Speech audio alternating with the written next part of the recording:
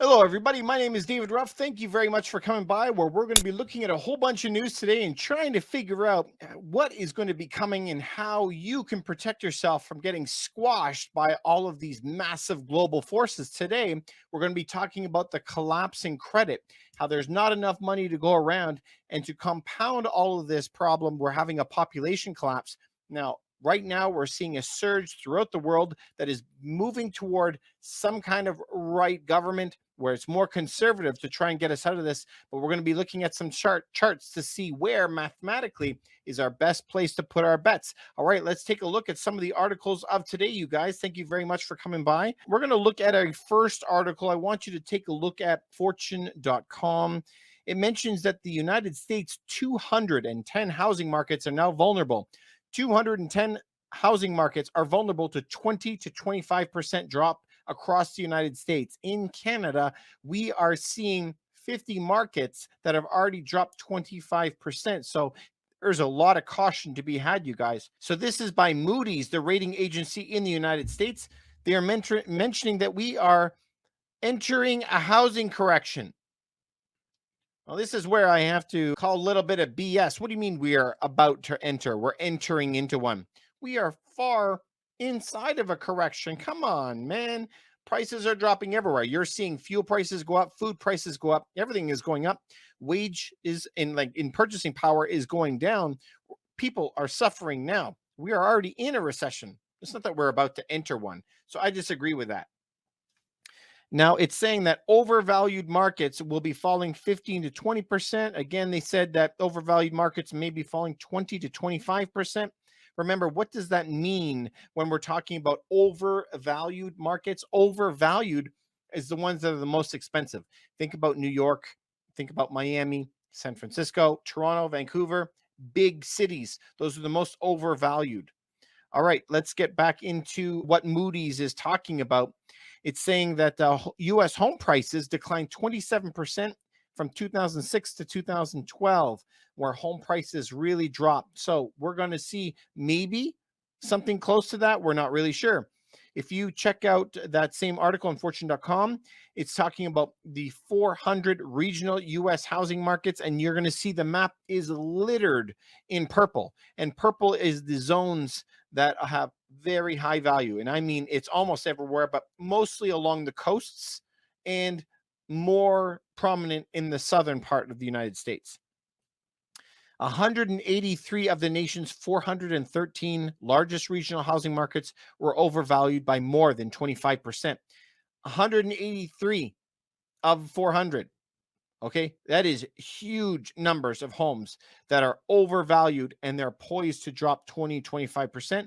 Remember, over leveraged. There is also a chart that you can look up where it shows you where prices are equal or balanced to when there were huge surges in prices, huge surges in 2005, 6, 7, before the crash. But then you'll see everything came back to a baseline between 2010 onward. And then as soon as the health crisis started, prices just took off like a rocket.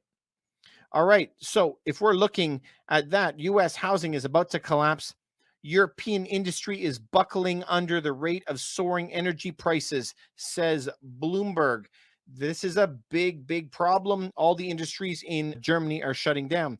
Now, if we continue on, I wanted to show you another problem that we're having in Canada. Please take note of what a demographic looks like. So normally we're supposed to be sitting in a pyramid shape, okay? Straight down. The number of people 100 years old will be less than the people who are alive in their 90s, less than the people who are in their 80s.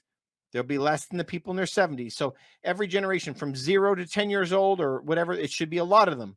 And a little bit less from 10 to 20s and a little bit less from 20s to 30s. As you go on in life, there are problems, people have health issues and die. So our population pyramid is not correct.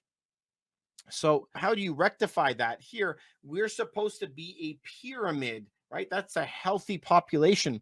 If we go back in time, my father, he was one of 6, 7 kids. My mom was 4. Then we had kids. My family, we were 6 kids. But who has 6 kids nowadays? Nobody. We can't afford it anymore. Kids are so expensive that we can't afford to have kids. Now, weird thing about Canada is Canada brings more immigrants to Canada per population, on a population per person, than almost anywhere else. And we are still stuck with this ridiculous looking diamond shaped population that's getting hollowed out. Why do we import so many people and there's nothing to show on the pyramid? It's because who we bring in, right? Typically, we want to bring in people to any country, Canada, United States, whatever. We want the youngest, the one with the most money, and with the most skills. Unfortunately, the way that most of the immigration systems are working these days, it's not really working out. We're bringing in a lot of people who are older, who have no kids, no skills, not as much money.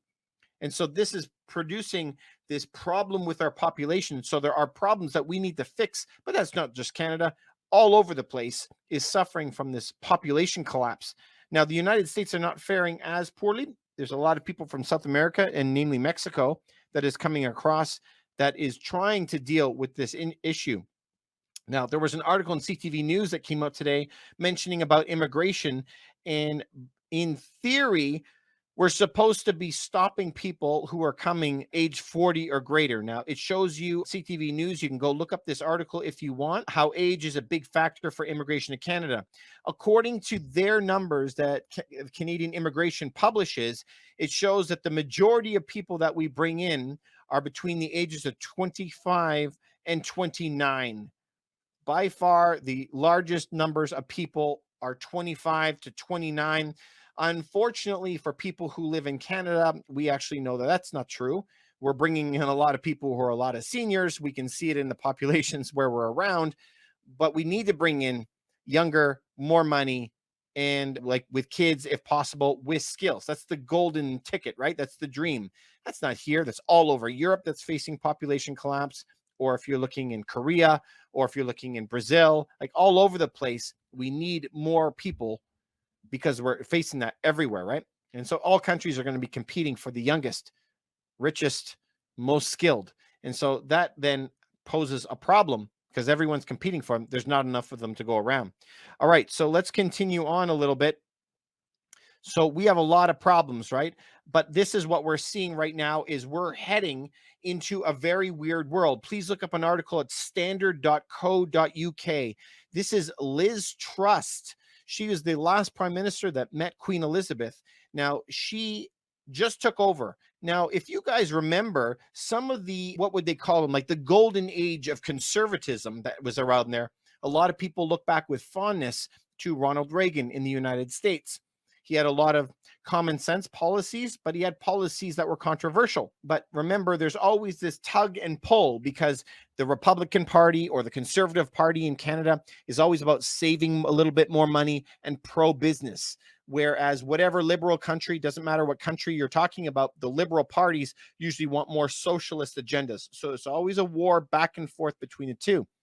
Typically speaking, when there is too much money in the system, too much debt, they tend to go, okay, we're in trouble. We're going to go to a conservative government.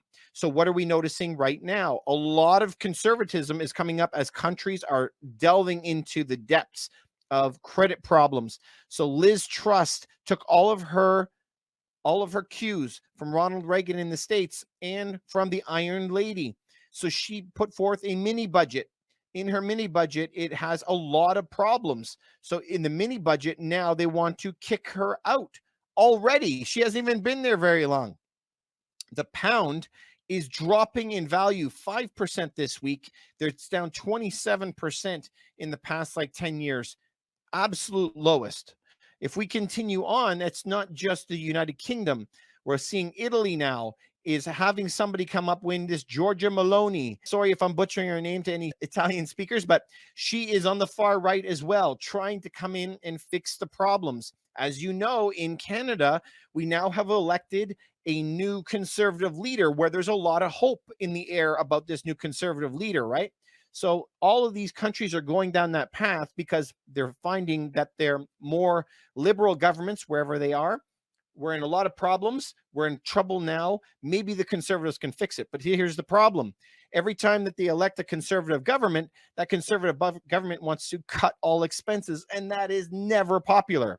So the platform that we need, doesn't matter the country, the platform that we need is, all right, everybody, we have to pay off our bills, like use less services, pay off our bills to get to a better equilibrium. And no party ever is going to be popular when they do that by cutting services. It's not fun. It's never fun. So it's never going to be helping out. But here's an interesting chart that I showed you guys. I want to show you.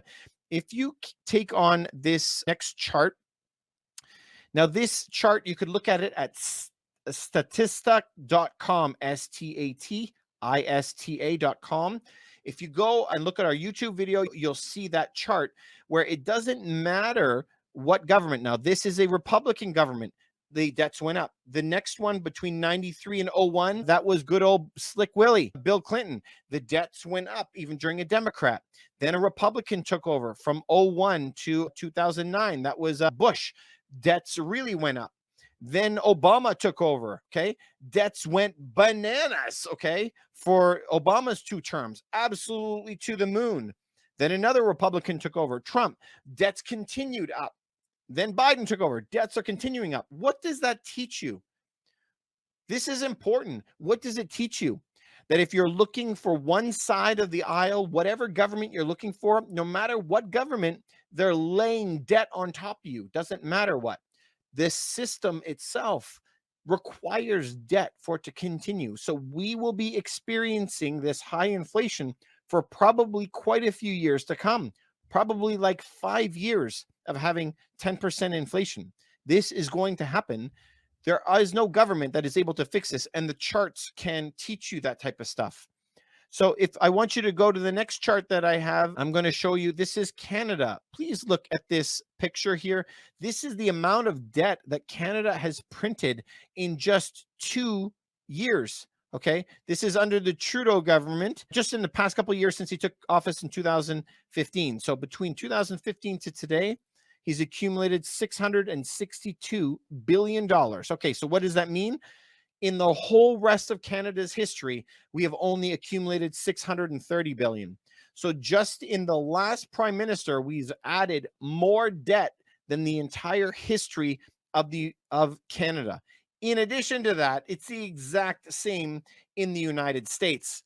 In the United States, they have made, created, printed, invented as much money just since the health crisis till now than they did for their entire history of 200 years before that. This is a serious problem, and it's not going anywhere soon. Those debts will continue. The inflation will continue, even though Jerome Powell is talking tough and saying, don't worry, we're going to take inflation down. We're going to get it down to 2%. Really? The last time this happened, your inflation, like the central bank rate, has to be greater than what inflation is. Their own stated inflation is something sitting around 8-9%, which means their central bank rate should be around 11. In reality, we're seeing it sitting down, in the high 3s, going to be end up the year maybe at 4. We're still way short. So it's negative yielding rates. We're not anywhere near crushing this inflation. I don't expect it to come anytime soon, but I'm wondering, do you expect this to come soon? What are you seeing in the world right now? We're seeing a lot of things happening. I can talk to you about 80 different things a day, but I try to synthesize everything that's happening in the day and coming back to me and you. Our biggest expense right now in North America is housing, and there is a massive shortage of housing. But the massive shortage is the low-end homes, and that is going to continue as we move on and these interest rates start crushing different economies. Canada and Australia is going to be among the first because we can't fix rates for 30 years like we can in the United States. If you're in a big home, you got to be thinking about, is that a good place to be? If you're in a small home, those are the homes that will be doing the best as we go through this time. You guys, I'm always here for your health, wealth, and happiness. I want to help you out in any way I can. Please remember to like and subscribe to this and send it just to maybe one person that you think that this could help. We are developing a whole bunch of courses. We're developing also some books. We're writing a couple books. I'm wondering if you guys are interested in anything like that. Please email me at contact@Ruff Team Realty. If you're interested in the book, Also, if you're interested in the course, write course in the subject line and send me an email, contact@ruffteamrealty.com. If you're looking to sell any of your properties, we operate a brokerage all over Ontario, but we specifically work in the GTA in the Greater Toronto area, but we're always here to help you in any way we can. Please reach out to me if you have any questions. Please remember to like and subscribe to this. All you guys who are watching me on TikTok, Instagram, please follow me on my YouTube channel. Really trying to get the message out there. Have a great night. Stay safe. Thanks so much for sticking around. If you like that video, you might like this one and maybe something like that.